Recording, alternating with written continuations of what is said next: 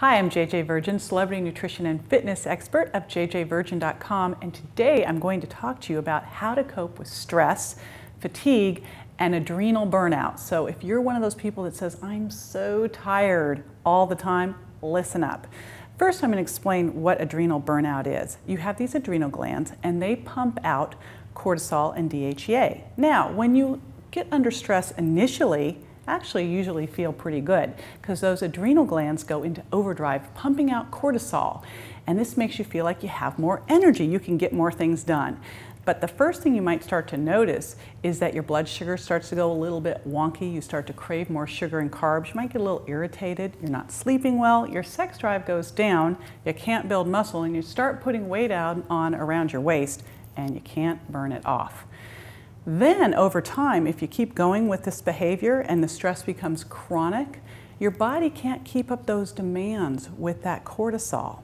And so the cortisol starts to come down. Now, initially you pump out a little adrenaline to help out, but over time, everything starts to go low, and that's where we get that chronic fatigue, that adrenal burnout, that white flag where your body's going, help, stop. So what can you do about it?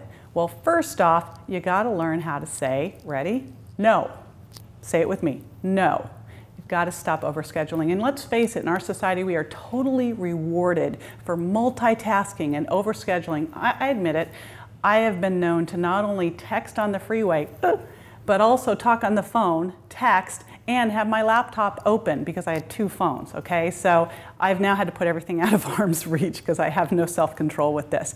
A couple nutrients that can make a big difference. Vitamin C is huge here. I love to use emergency packets twice a day to get a nice hit of vitamin C, which actually can help get your cortisol back in balance. When you're under a lot of stress, you blow out your B vitamins, so make sure you're taking a good B complex a couple of times a day as well. Eating becomes very important here. Don't skip meals. Make sure you start the day with a good breakfast and then eat your 3 meals throughout the day on a 4 to 6 hour time schedule, and make sure you're getting protein, healthy fats, high fiber carbs, and loads of non-starchy vegetables to help keep your blood sugar balanced, because again, when you're stressed, your blood sugar goes haywire. Now, the most important thing that you can do for stress is to get a good night's sleep. And one thing I tell people is decide when you're going to go to sleep, set your alarm clock for an hour earlier, and shut it down.